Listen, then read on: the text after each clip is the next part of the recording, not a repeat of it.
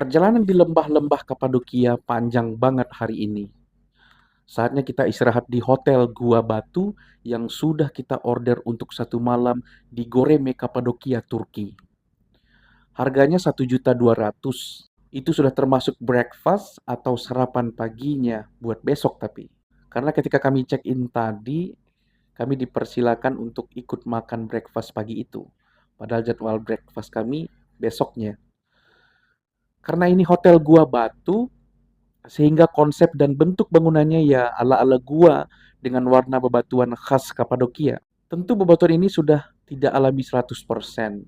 Ada beberapa bebatuan atau ruangan yang sudah dibuat tetapi dibuat persis menyerupai bebatuan atau gua. Tidak ada lemari di dalamnya, tapi batu yang dipahat menyerupai ruang tempat penyimpanan yang digunakan sebagai lemari. Hotel ini juga dilengkapi dengan AC penghangat. Ya kali AC hanya dingin doang. Bisa beku kita di dalamnya. Orang udah dingin kayak gitu di luarnya. Awalnya saya bingung cara pakai AC-nya.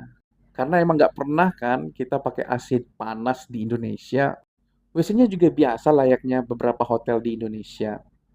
Hanya saja dekat kloset ditambahkan penghangat di samping kita.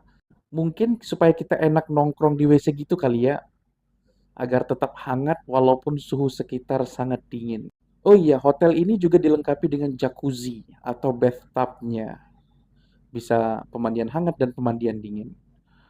Mungkin tidak semua kamar, tapi kami order yang ada bathtub-nya.